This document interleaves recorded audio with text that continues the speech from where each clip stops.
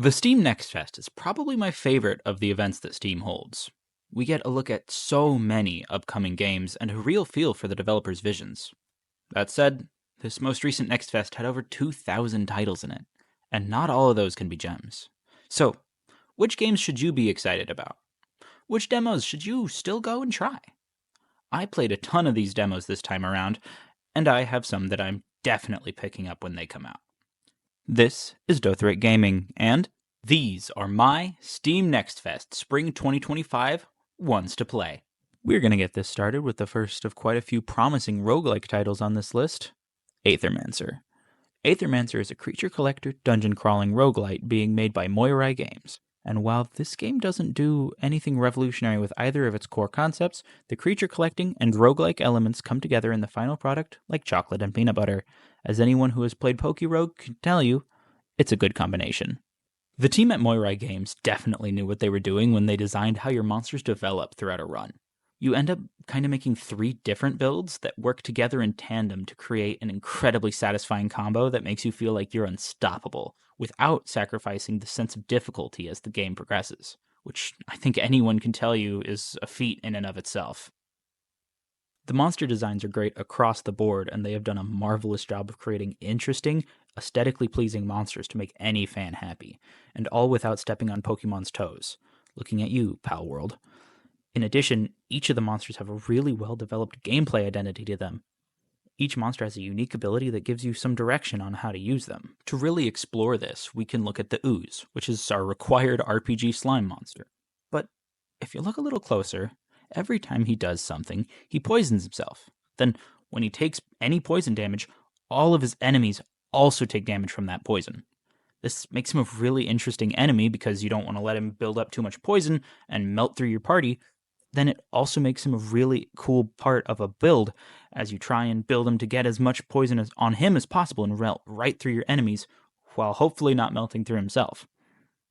Each of the monsters in this game have this level of intricate design to their gameplay that makes them fun and interesting both as enemies and as allies.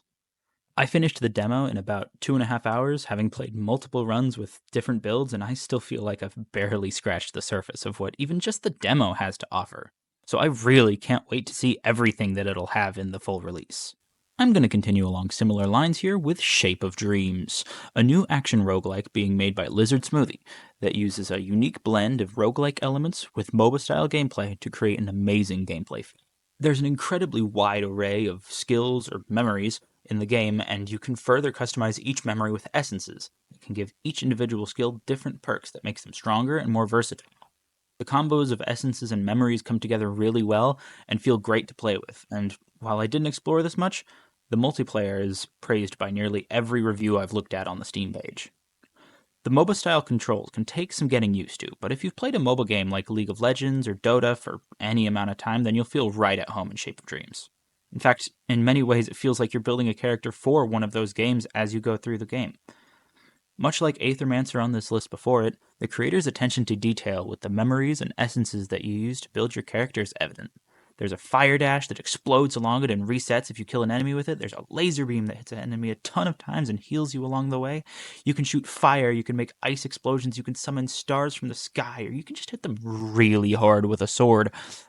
MOBAs assert themselves with variety. League of Legends and Dota both have over 100 characters in their roster.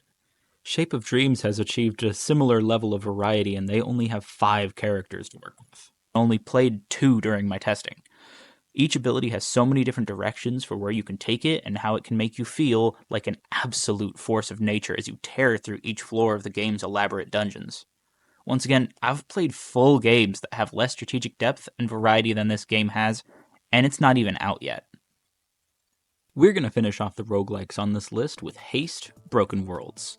While some of you may be rolling your eyes at me having a third roguelike on this list, this one is quite a bit different. Haste is a 3D platformer roguelike being made by Landfall Studios, the developers of Totally Accurate Battle Simulator. Unlike any other game on this list, Haste: Broken Worlds is a game that I've had my eye on for a while now, because it has a really interesting premise and is coming from a studio that I know pretty well. That premise? Running really fast. The sense of speed in this game is absolutely amazing, perfectly striking that balance of intensity and control to make you feel like you could outrun death itself. And the music really helps with that.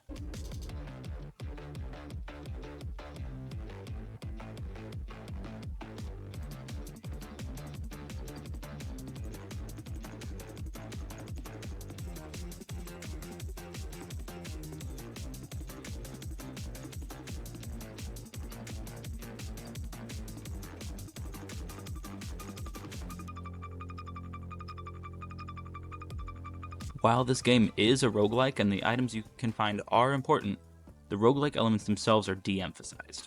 The game focuses more on your skill in utilizing its mechanics of landings and boosting to maximize your speed as you go through each level. Out of the games I'm talking about in this video, Haste seems to be the one most held back by it being a demo and not the full game. We can see many mechanics and types of items in the trailers that aren't in this demo, and you can feel that limitation in-game. This is also the only demo that I played for this that I really feel like I saw everything it had to offer. This would normally be a bit of a knock against it, but I can see that the full release is going to have so much more room for players to really embrace this game's systems and find fun builds. That said, even if I did let that work against it, this game still would have made it to this list on the back of its gameplay. It's so fluid and exciting as you race through the game's levels. Even if this was all the game had, I would still buy the full release just for the feel of it alone. If you've gotten this far into the video, chances are that you're enjoying it. If you are, please consider liking and subscribing.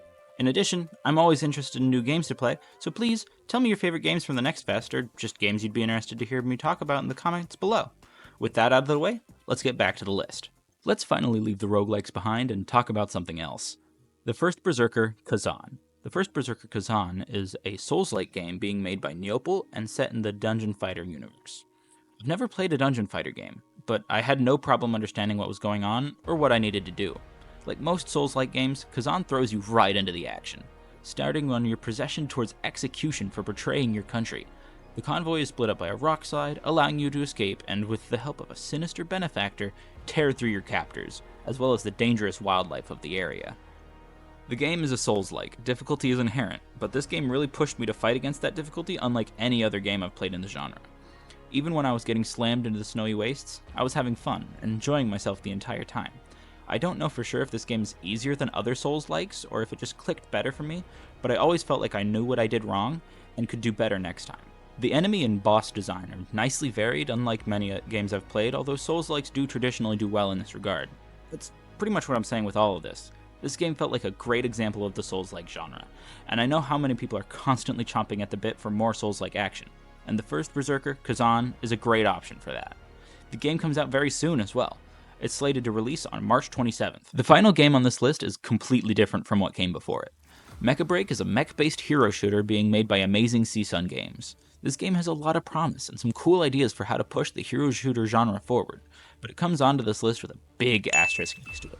There are some signs in the way the demo is structured that tells me and a lot of other people that the full release may end up having some seriously questionable monetization practices, so I definitely keep an eye on that if you're interested in this game.